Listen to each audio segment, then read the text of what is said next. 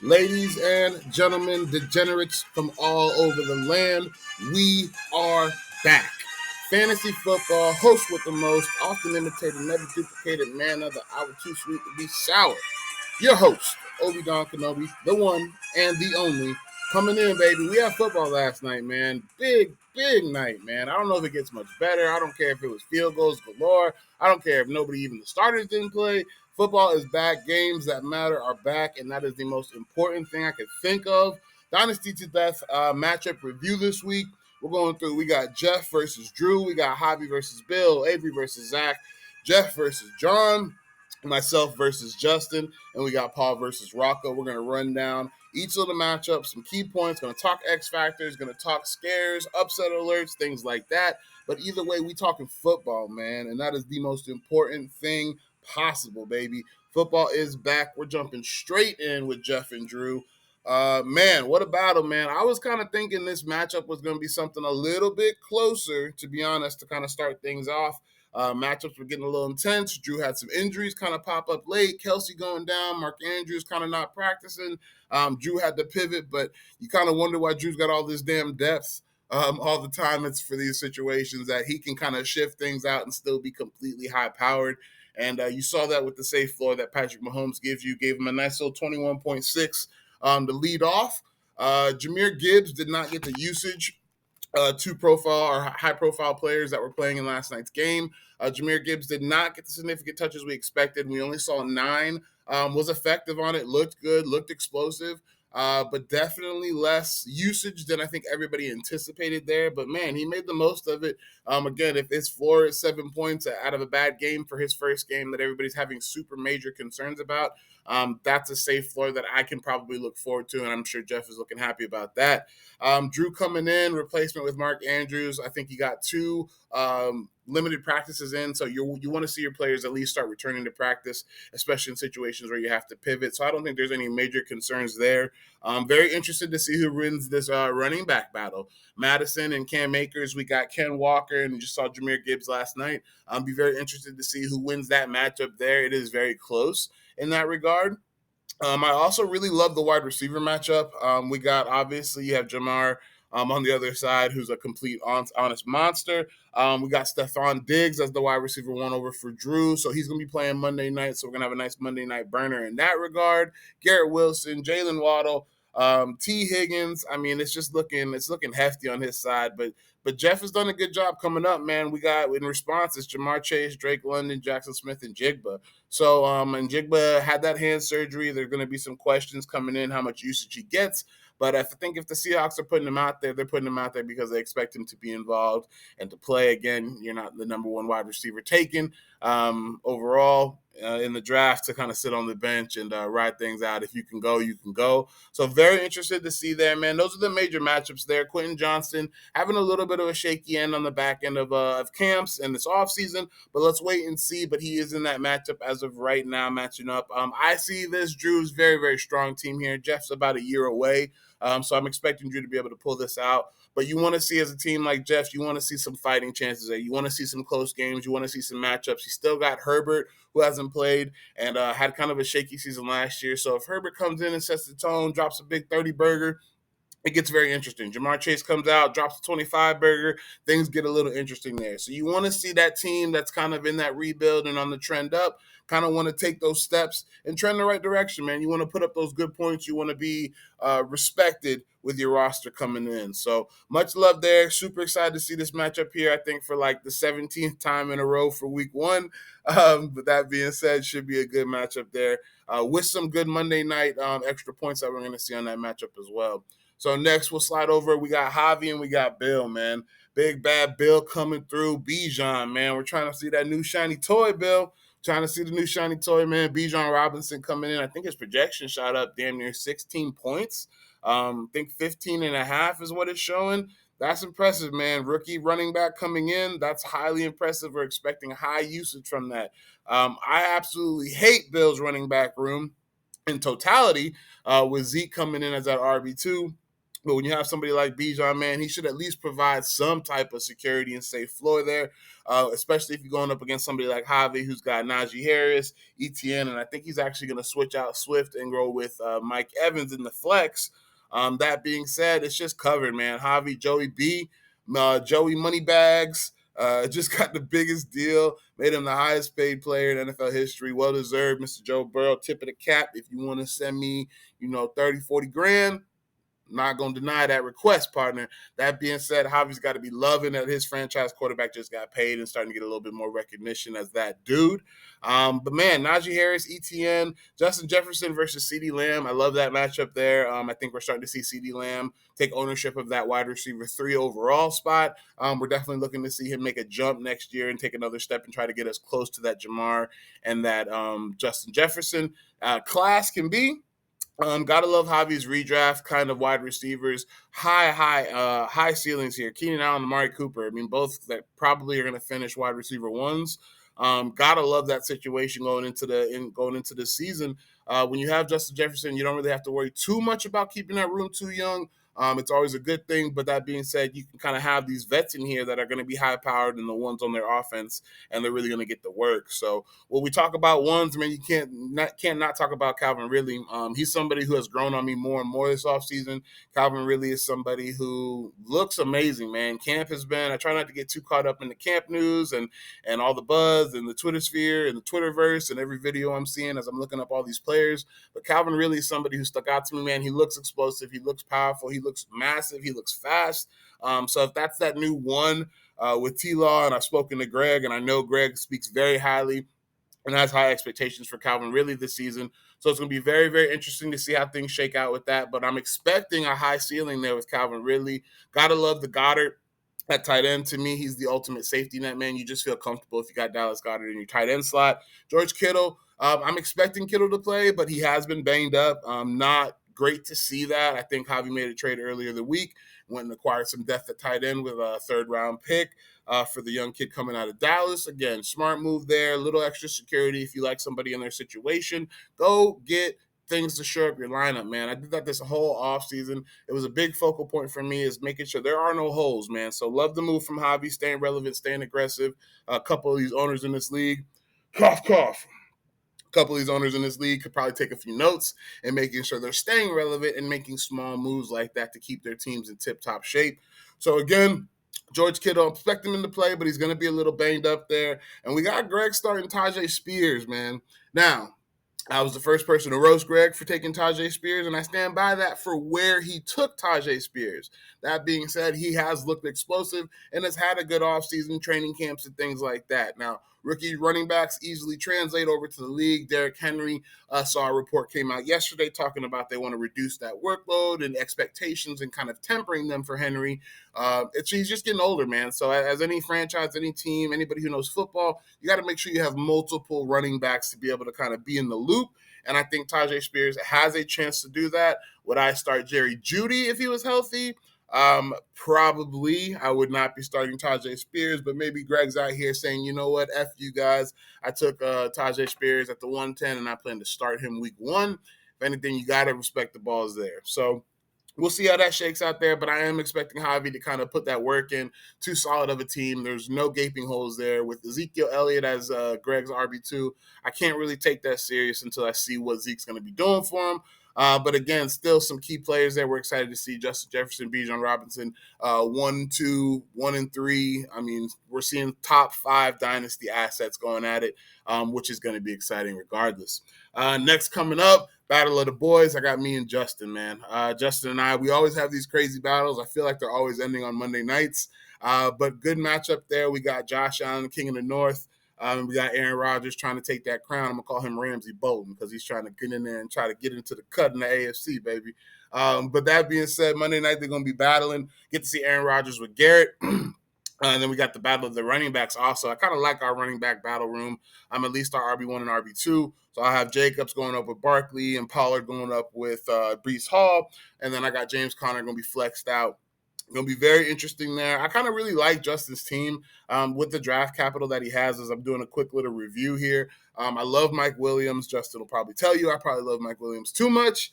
George Pickens, Slim Pickens is a dog, and I think that's been said. Getting some breaking news, not for this matchup, but we're going to cover it anyways. Christian Watson has been ruled out for week 1. Rocco, Christian Watson. So we will circle back when we touch base on the Rocco matchup. But man, that is a big news right there. Questions? Wide receiver 3, Rocco. What you gonna do? Better send some trades out, partner. You better try to check on the family. All right, that being said, me and Jay, we're gonna be running through love our wide receiver matchups. We talked George Pickens. Devontae Smith is a dog. I'm really loving DJ Moore with Justin Fields this year. Kind of a little resurgence there, breakout. Tyler Lockett feels as safe as can be. I want him in my starting lineup any way I can get him. And then, of course, we got Brandon Ayuk and looking for that 100 yards and 2 tutties, as we talked about in the group chat, boys. But again, loving that. Njoku, Freiermuth, I think 2 solid. Freiermuth got me on the age a little bit there, but 2 solid. I think very, very similarly tiered tight ends. So we love that matchup there. And X factor for Justin has to be Brandon Cooks. I thought he pulled off a great trade with Paul and was able to move into Brandon Cooks and get out of Allen Lazard, and that shirred up a lot of questions for Justin. I'm a big fan of Cooks this year. I think he's going to be a solid flex wide receiver 3 kind of rotational piece. So I think that really shirred up a lot for him. Now there are some questions on the roster past that. Who is that RB3 for him? Who's going to rotate in on flex weeks? Will Jameson Williams ever come to fruition there? We didn't see a lot of Justin Ross. I was hoping to see some more of him last night with the game. That being said, Justin has so much draft capital, man. He's one of those teams to kind of look out for, that with, man, when you got 3 firsts and good second, good couple thirds, you can make any move possible to kind of add to your team, shake things up. So he's one of those teams I've kind of been monitoring of, is like, if I see a move, I see, trade completed in Dynasty till death, I'm kind of thinking Justin may be one of those guys who's decided what he wants to do, whether he wants to add another running back, send a pick out for another wide receiver for depth. But he has options also to kind of sit pat and kind of ride the wave and be in a good position regardless next season. That being said, looking forward to the Monday matchup with Justin, one of the best competitors, some guy I really enjoy competing against, and it's going to be a burner with our QBs matching up Monday night. So got to love that. We both pulling for a W, and we'll get it done there, sir. That being said, oh my goodness, there's some more breaking news. Sean McVay says there is a definite possibility Cooper Kupp is placed on IR tomorrow. Whoo, man, that is a little tough to process right now. Craziness. That'll bring us to our next matchup. That's going to be Lumberjack, and we got Avery, man. So we got Zach and Avery. Breaking news leading at Cooper Kupp. Another team here is well prepared with Amon-Ra, Tyreek Hill, Chris Olave, Juju Smith-Schuster. Zach is just prepared for these types of situations, as any respected owner should be if you're going to be a competitor. And even with Cooper Kupp out, it's going to be a problem, man. Zach's going to be a problem. Miles Sanders coming in, Aaron Jones still projected damn near 13 points coming in, leading that running back room, despite we're hearing about A.J. Dillon taking on a little bit more of a workload. And then we got Avery, man. Avery, I love you, dude. I'm hoping this year we're starting to see some progressions here, starting to see that youth develop. Rashee Rice, I think, looked really good. If I'm talking smack about you in the draft, I need to circle back if I like what I see from your guys. I had a few questions about Rice. I don't think about, where you necessarily took him was the worst situation. But I had my questions, but he looked good last night. He looked like somebody who played better than I expected him to. So I got to give you a little bit of love, a little bit of credit there. Would have loved to see the spot start, especially with the Romeo Doubs facing a little bit of injury concerns. Had some spot missing in practices this week. But it does look like Doubs had some limited practices the past 2 days, if I'm checking my notes correctly. Yes, limited practice today, limited practice yesterday for Doubs. So he may be a go, and they love Doubs in Green Bay. But again, I would have loved to see that spot start with Rashee Rice and sneaking out a quick little 10 points there. But a good draft pick on your part, Avery. Really, really like that. Hawkinson and Ingram, another good tight end matchup there. Hawkinson just got a big bag from Minnesota. Big, hefty bag. Ingram got the same, I'm going to say, 3-year deal earlier in the offseason around February. And then McKinnon didn't really show up for him. And then Zach's still waiting to put in a kicker there. Zach's got the #1 defense with the Commanders. So that being said, Zach's never going to be sleeping. He does his research, defense, kickers. He's going to be able to nab and navigate those waiver wires to be able to get those good spot starts. That's what Zach does really well. And then quarterback situation, Justin Fields and Kirk Cousins. To me, Avery's whole season kind of relies on the health of CMC. What Javonte Williams does, and if he comes back to full health, and if Justin Fields takes a kind of a step forward. We saw last year with all the rushing upside and ability, Justin Fields could be somebody who's extremely special. So kind of just waiting that out, seeing how things shake out. It's going to be very interesting, but there is a lot of excitement there because you just don't know what that ceiling is for Avery. We know what that ceiling can be for Zach. That's a championship. And he's going to be in pursuit of that second one there. So very, very fun stuff to see and kind of watch there. Again, the league is very fun right now because there's so many high-profile players spread out. And it's going to continue to do that and even things out to where each matchup is going to have such and so many different implications. Everything's going to be a burner, man. It's going to be very, very exciting. Very stoked to kind of deal with that and see what that process looks like. Next, we're going to jump into John and Mr. Jeff Sims. Samson Simpson and John the Tank John. I don't know. John, I'll work on a nickname for you, man. John the Tank John was poor. I'll be better, sir. That being said, over here, Kadarius Toney. Woof. 0.50 points. This man should have got negative points. If Trash was a player, Kadarius Toney would be, the little thing off of 441 when you go past the Hard Rock for my South Florida Cats and there's a huge dump with a whole bunch of trash. That's what Kadarius Toney was last night on Thursday Night Football, sir. This man's out here causing pick sixes for Patrick Mahomes because he can't catch the ball. I'm telling you right now, these meat hooks could have caught the ball last night if Patty Mahomes was dishing out the dimes he was dishing. That being said, for the tank aspect of John's life, I think that's a good sign there. But Kadarius Toney, you got to be disappointed with his performance. He hadn't been practicing, so we're hoping to see a little bit of a bounce back there. On the other side, Jeff Sims, D-Mont looked good, man. D-Mont saw a big workload. This man was putting in the work, lots of carries, got in the touchdown, had a very strong touchdown run. D-Mont is looking like that solid set it and forget it flex that I kind of thought he would be. So looking very strong there for Jeff Sims. Jeff Sims is running back room, man. D-Mont shirt up. I love me some Eckler. I mean, Damian Pierce at the RB2 spot as I'm kind of scrolling through everything and checking everything out. And Antonio Gibson on the bench for depth. I mean, Jeff Sims has one of the better running back rooms, at least with upside and security, safe floors and situations like that. My only question for both would have to be these wide receiver rooms, man. These wide receiver rooms that have a lot of preguntas. That was for you, Drew. That was just for you. But Cortland Sutton, we're looking for a resurgence there with Denver. Rashad Bateman, to me, it's a health thing. I think that the offense with Lamar Jackson should be a little bit more explosive with that new OC over there and what they want to do. And then Michael Pittman, man, Pity City. Starting to feel a little bit better about Michael Pittman. I was very nervous this offseason with AR and kind of what to expect there with consistency, but getting a little bit more comfortable as we kind of go through the takes of everything with Michael Pittman. So feeling better about your room there and the gigantic huevos to start Noah Gray last night, Jeff Sims. Yikes, man. One day I hope to grow up and be as ballsy as you. One day I hope. On the other end here, we got Josh Palmer, who might be in that wide receiver 3 position. Josh Downs, same thing. Wide receiver 3 has that stack with Anthony Richardson. So for John, we're looking for upside. Did not realize John is essentially starting the entire Colts offense. Yikes. That being said, we're looking at AR. We're looking at Josh Downs. I thought Laporta had a great game. Was involved low-key, 5 for 5, 40 yards. Looked like Gronk out there, man. Big body, good, sure hands.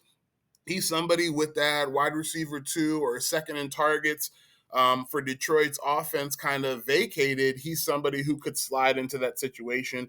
So again, John, I think you have a nice pick there with Laporta. And man, yeah, should be a good matchup here. Jeff Sims might be one of these sneaky black dark horse, teams here. And I think John is on trajectory to kind of do what John wants to do and secure the bag. And the bag is Marvin Harrison. So moving on, last and final matchups, we got Mr. Rocco and we got Mr. Paul Wall still tipping. So very, very interesting matchups here. I mean, Paul's kind of recovering and kind of pivoting from the JT madness. I expect him to get a boost with Jonathan Taylor come the trade deadline when hopefully he is a Miami Dolphin. Hopes and prayers there. Sorry, Justin could not resist the Dolphin plug. That being said, big matchups here. We got Joe Mixon, Khalil Herbert, who a lot of people are starting to get a little bit higher on Khalil Herbert. I'm not necessarily sold there. I'm not in love with that situation or the running back room there. I think Roshan Johnson is very interesting back there. That being said, projected 10 points. If he is leading that backfield, if Fields is kind of distracting that defense, if DJ Moore is hitting those stretch plays, then, Khalil Herbert could be a smash there. It's very difficult and going to need him to be a smash when you're going up against the likes of Nick Chubb, who, man, is set up for a monster season. Derrick Henry, who every year I feel like is set up for a monster season. And if your third running back is Ramondre Stevenson in the flex, despite having some injury things pop up this past week, and then the kind of resurgence of Zeke, but maybe stepping in and kind of taking some goal line work, I still love Ramondre as my running back 3. That's a crazy situation. For most people, he would be a 1. So for Rockerman to have him as the 3, that's just absolutely great. So we got Waller versus Pitts. As I'm looking down there, I lean Waller. Waller has been hyped up, but again, man, injury bug. Waller popped up with a thigh injury this morning. News came through there. So whether or not you want to see him, out there practicing on a Friday before, it's very nerve-wracking if they're missing those Friday practices. So that's something he's going to have to monitor. Christian Watson, as I just talked about, was just ruled out there. So it's looking like he might have to do some pivoting. His pivot options to me would be Elijah Moore, Marvin Mims. Maybe he makes a trade, moves one of his depth running backs, a Rashad White or a Pacheco for a wide receiver. There's a lot of different options there. He's definitely going to have to make a pivot. But Paul on the other side with wide receiver is set and solid. We got A.J. Brown, Deontay Johnson, Christian Kirk. I mean, it's about as solid as the 1, 2, 3 punches you could ask for. So, again, Rockerman, although he has that advantage at the running back room, I think Paul has that advantage at the wide receiver room. So it's going to make it very, very interesting there and kind of how things shake out and what Paul decides to do in his flex option as well to kind of go for that safe 4 because that's kind of what he should be shooting for at this point in time. But, yeah, man, that kind of runs through everything. All the matchups this week. Super excited, man. Football is back. I'm going to keep saying it because I'm super excited about it. Love the matchups, the smack talking. The league is alive again. 10 out of 12 owners, at least the league is alive again. And that being said, man, we're not going to take too much more of your time. I want to give you all a quick rundown. Super stoked, super excited. Sunday, man. Sunday's going to be a beautiful day. I'm feeling like, fellas, we should get on a little Sunday call, maybe a video chat. Everybody links up around noon just to kind of spread some good vibes and get some good energy flowing. Because guess what? Football is back, baby. And with that, that's a wrap, baby. Obi-Don Kenobi signing off, man. Dynasty till death. Matchup review process. Let's get it. Best league in the world. Appreciate y'all. Let's run it.